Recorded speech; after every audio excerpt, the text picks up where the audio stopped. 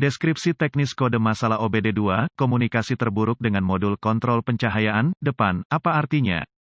Ini adalah kode gangguan diagnostik sistem komunikasi generik yang berlaku untuk sebagian besar merek dan model kendaraan OBD2. Kode ini berarti bahwa modul kontrol pencahayaan, bagian depan, LHMF, dan modul kontrol lainnya pada kendaraan tidak saling berkomunikasi. Sirkuit yang paling sering digunakan untuk berkomunikasi dikenal sebagai pengendali komunikasi bus area network, atau sederhananya, CAN bus. Tanpa bus CAN ini, modul kontrol tidak dapat bertukar informasi, dan alat pindai Anda mungkin tidak dapat memperoleh informasi dari kendaraan. Tergantung pada sirkuit mana yang terpengaruh, modul kontrol pencahayaan, depan biasanya terletak di belakang dashboard, tetapi dapat ditemukan di dalam kompartemen engine di belakang lampu depan. Ini menerima input dari berbagai sensor, beberapa bawaan langsung ke sana. Sebagian besar dikirim melalui sistem komunikasi bus. Input ini memungkinkan modul mengontrol pencahayaan di bagian depan kendaraan. Langkah-langkah pemecahan masalah dapat bervariasi tergantung pada pabrik, jenis sistem komunikasi, jumlah kabel dan warna kabel dalam sistem komunikasi, kode keparahan dan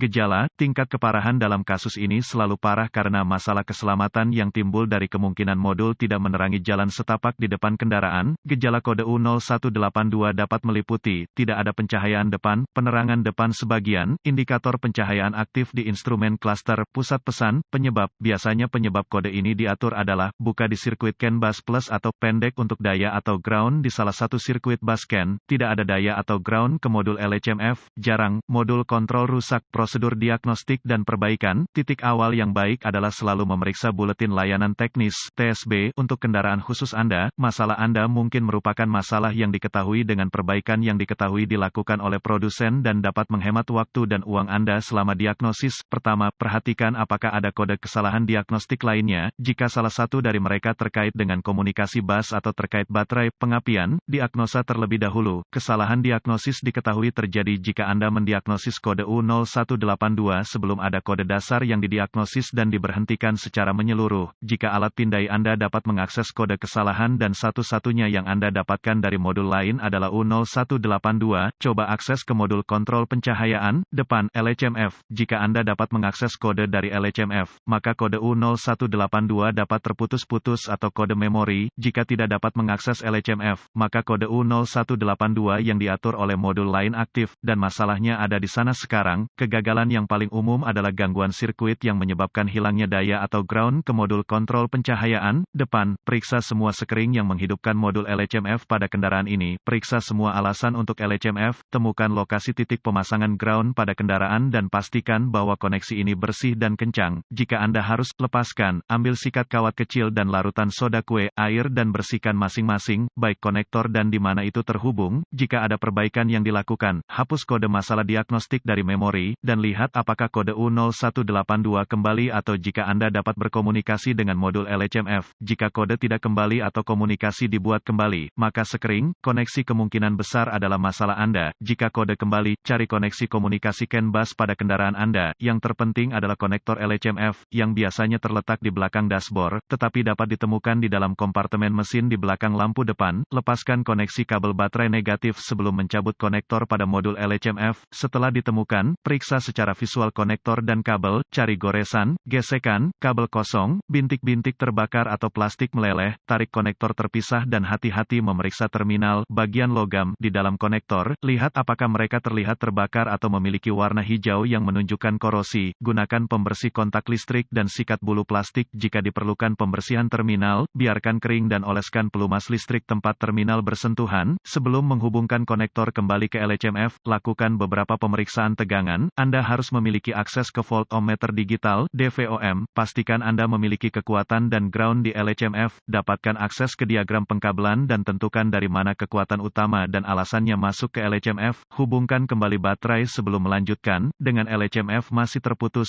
hubungkan ujung merah voltmeter Anda ke setiap pasokan B+ tegangan baterai yang masuk ke konektor LHMF dan ujung hitam voltmeter Anda ke ground yang baik. Jika tidak yakin, negatif baterai selalu berfungsi, Anda akan melihat pembacaan tegangan baterai. Pastikan Anda memiliki alasan yang bagus juga kaitkan ujung merah voltmeter Anda ke positif baterai, B+, dan ujung hitam ke setiap sirkuit ground. Sekali lagi Anda akan melihat tegangan baterai di setiap koneksi. Jika tidak, perbaiki masalah sirkuit listrik atau daya. Selanjutnya, periksa dua sirkuit komunikasi. Temukan sirkuit CAN B+ atau MSCAN+ dan CAN B atau MSCAN. Dengan timah hitam voltmeter Anda terhubung ke ground yang baik. Sambungkan kabel merah ke CAN B+ dengan kunci aktif. Mesin mati, Anda akan melihat sekitar 0,5 volt dan sedikit berfluktuasi. Selanjutnya, hubungkan kabel voltmeter merah ke sirkuit CAN B. Anda akan melihat sekitar 4,4 volt dan sedikit berfluktuasi. Jika semua tes telah lulus dan komunikasi masih tidak memungkinkan, atau Anda tidak dapat menghapus kode kesalahan U0182, satu-satunya hal yang dapat dilakukan adalah mencari bantuan dari ahli diagnostik otomotif terlatih. Karena ini akan menunjukkan kegagalan LHMF. Sebagian besar LHMF ini harus diprogram atau dikalibrasi ke kendaraan untuk dipasang dengan benar.